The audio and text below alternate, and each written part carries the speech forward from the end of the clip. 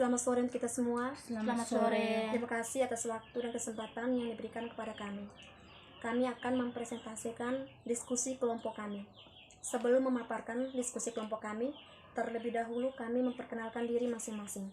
Perkenalkan, nama lengkap saya Aurelia Mbali Ombong. Nama lengkap saya Maria Susanti Wong. Nama lengkap saya Ermelinda Kawo. Waktu selanjutnya saya berikan kesempatan kepada teman-teman untuk memaparkan hasil diskusi kelompok kami.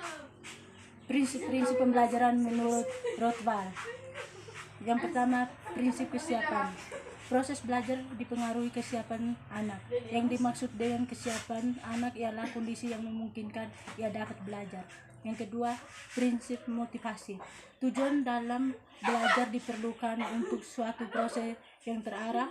Motivasi adalah suatu kondisi dari pelajar untuk kegiatan, mengatur arah kegiatan itu dan memelihara kesungguhan. Yang ketiga, prinsip persepsi. Seseorang cenderung untuk percaya sesuai dengan bagaimana ia memahami situasi. Persepsi adalah interpretasi tentang situasi yang hidup. Setiap individu melihat dunia dengan caranya sendiri yang berbeda dari yang lain. Persepsi ini mempengaruhi perilaku individu. Yang ketiga, prinsip tujuan. Tujuan harus tergambar jelas dalam pikiran dan diterima oleh para pelajar pada saat proses terjadi. Tujuan ialah sasaran khusus yang hendak dicapai oleh seseorang. Yang kelima,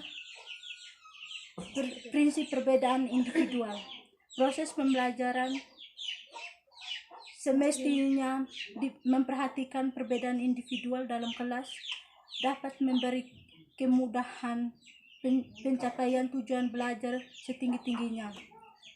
Pengajaran yang hanya memperhatikan satu tingkat sasaran akan gagal memenuhi kebutuhan seluruh anak.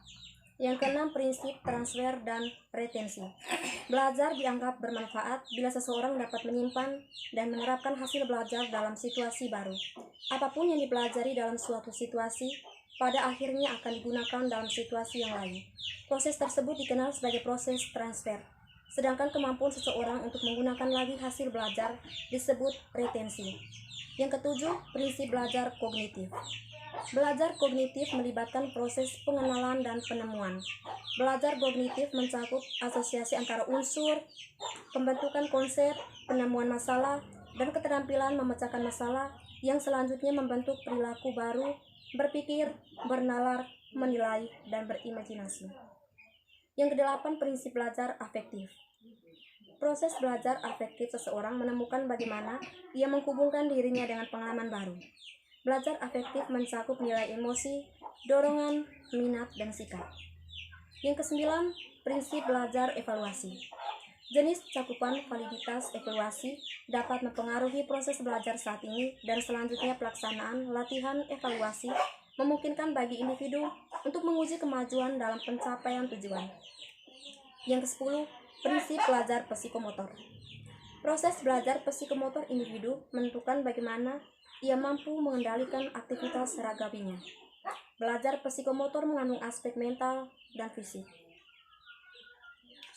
Alasan prinsip pembelajaran menurut Rothbard sesuai yang berlaku pada masa pandemi. Alasannya karena walaupun pada masa pandemi COVID-19, kegiatan pembelajaran masih tetap dilaksanakan sesuai dengan protokol kesehatan, di mana setiap anak masih dapat berinteraksi dengan sesama dalam kesiapan melakukan pembelajaran. Alasan karena prinsip merupakan sebuah kebenaran atau kepercayaan yang diterima sebagai dasar dalam berpikir atau bertindak dalam sebuah pembelajaran. Sekian dan terima kasih hasil diskusi dari kelompok kami.